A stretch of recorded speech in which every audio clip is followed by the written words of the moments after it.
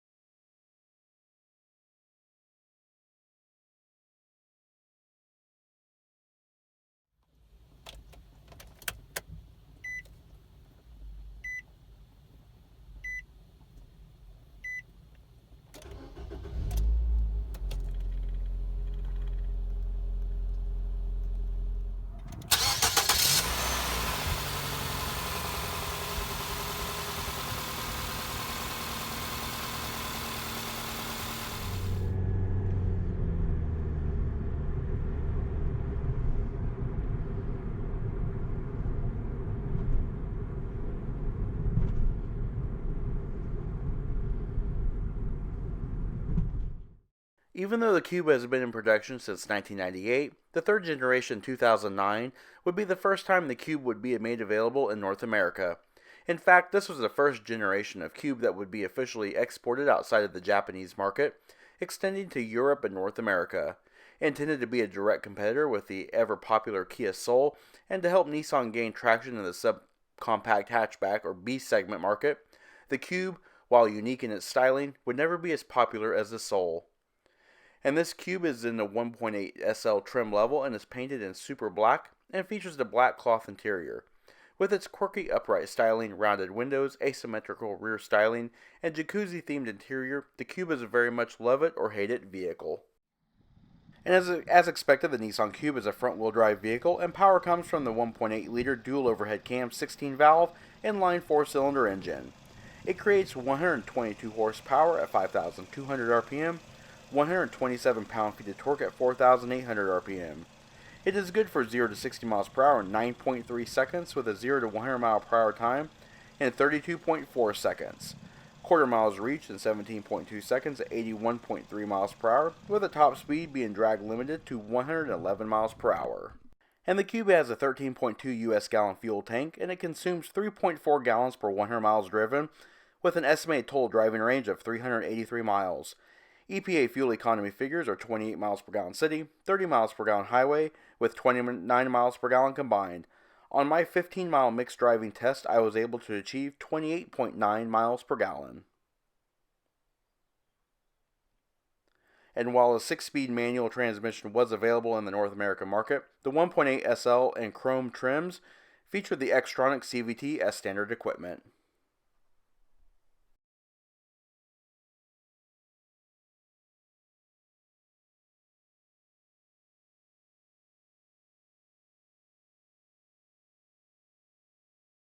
And looking around the rear of the Cube is where it gets weird. With the tall, upright rear gate that gently curves outward into the rear bumper, and the taillight's design as a long red oval, the asymmetrical rear window treatment with the right side wraparound glass is the standout design feature.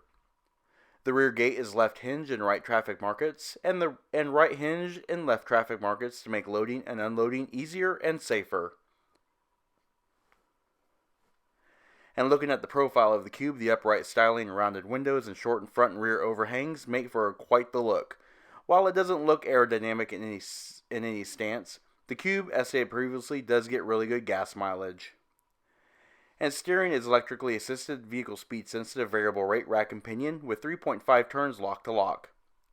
Wheels are the 16-inch gun metallic painted split 4-spoke aluminum wheels with 205/55 R16 Continental Control Contact Tour tires.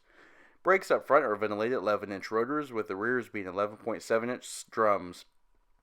They are hydraulically assisted with ABS, electronic brake force distribution, and brake assist. These brakes can bring the Cube from 70 miles per hour to 0 in 172 feet. And looking up front, while a little bit goofy with its tall windscreen and short hood, the Cube generally still looks like any other Nissans of this point in time. It features clear lens headlamps with black bezels and integrated turn indicators that flow almost seamlessly into the graphite plastic grille fascia. Down below, the smooth bumper is molded as a single piece with additional air intakes and spaces for the optional fog lamps that were available with the preferred equipment package, which this vehicle is not equipped with.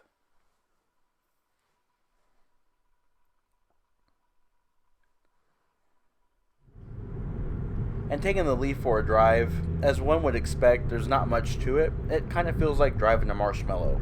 The ride is soft, yet kind of squishy at best, and it might be due to the suspension components in this particular vehicle, being that it is an older vehicle. However, overall, it's pretty comfortable and pretty quiet at lower speeds. Interestingly, this vehicle does feature an aftermarket remote start system. Operating is simple, just lock the vehicle and then press the remote start button on the key fob.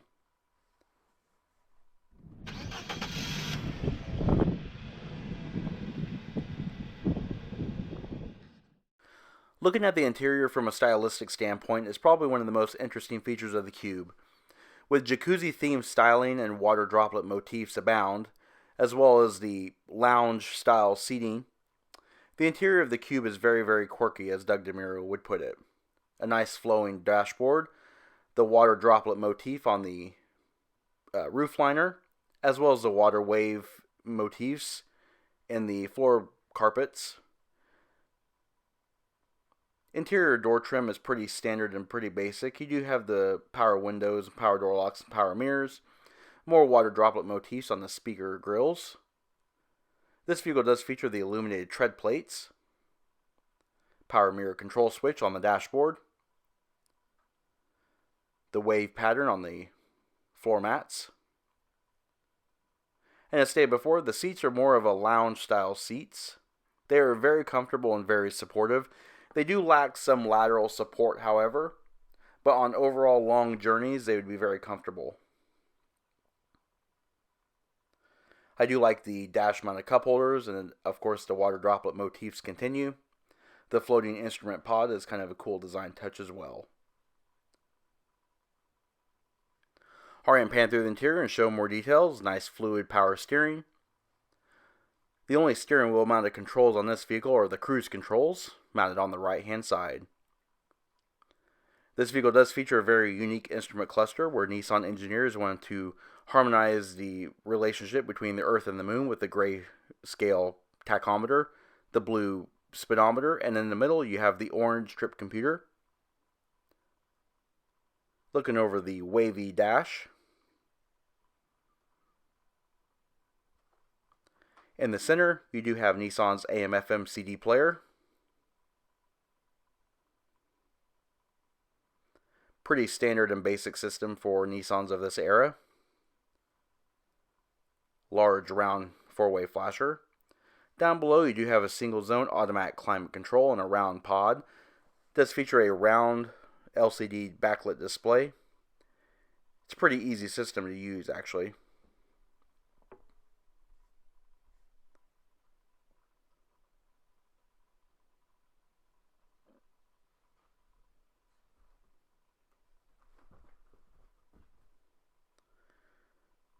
Alright, looking down below, you do have additional cup holders. You've also got the USB connector for the iPod controller interface. And this button here just controls the footwell lighting and the cup holder lighting for the ambient lights. Tall shifter with overdrive control, large handbrake, and some storage in the center tunnel. Overall, the interior of the Cube is pretty nicely styled, albeit a bit basic. Overhead, you do have a manually dimming rearview mirror. You also have overhead map lights, as well as room lighting. You have large sun visors that wouldn't be out of place in a big truck. Non-illuminated vanity mirrors. The sun visors do swing out, but they do not slide out. You have fixed overhead grab handles. Alright, an acceleration in the Cube is, it's not fast. Let's just say that. It's fine for getting around town and for everyday use, but if you're looking for anything performance oriented, the Cube is not what you're going to be wanting to look at.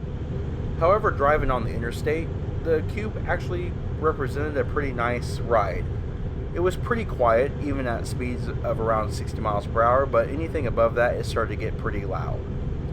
The ride quality was pretty smooth, albeit on this particular vehicle I did have some steering wheel feedback that was pretty negative, and I think it just has to do with this vehicle. Alright, let's take a look at the rear seat. The rear seat is pretty nice, even for a car of this size. The rear seats do have the unique capability of being reclined. They are a 60-40 split folding seat with adjustable head restraints on the outboard seats. Nice flat floor with cup holders and the ripple wave carpet. The other nice unique feature of the Cube is the high roof line. You do have a fold down center armrest that does feature cup holders.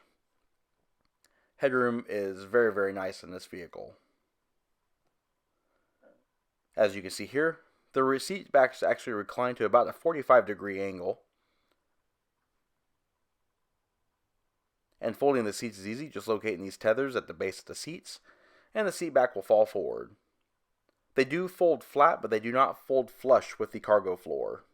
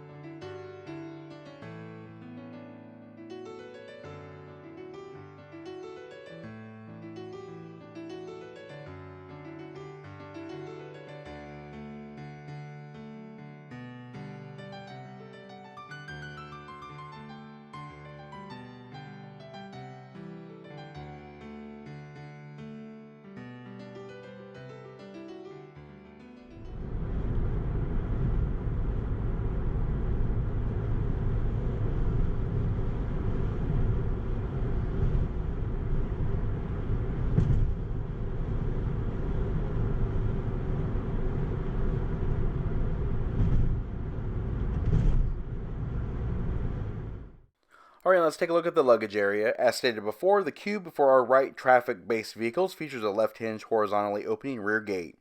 The opening is very wide and very low lift-over height due to the design.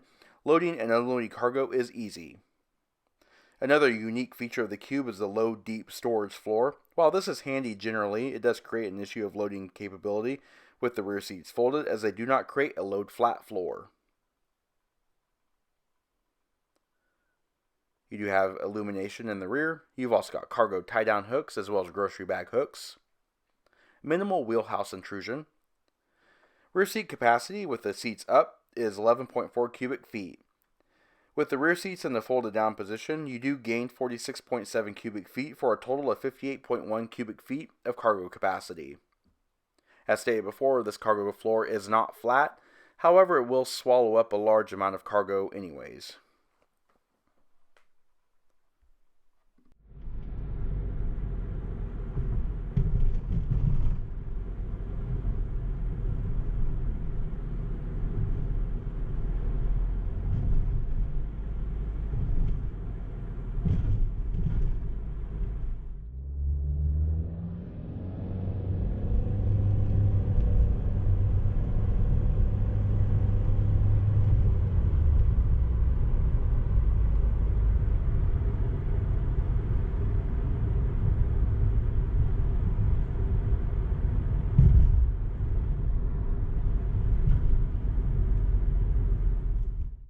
Alright, and this does conclude our in-depth walk-around look at the 2009 Nissan Cube. If you liked this video and would like to see more like it, comment down below. Also, don't forget to hit the like button and subscribe, and check out our Facebook page at facebook.com/neighborhoodcarreviews. And as always, thanks for watching.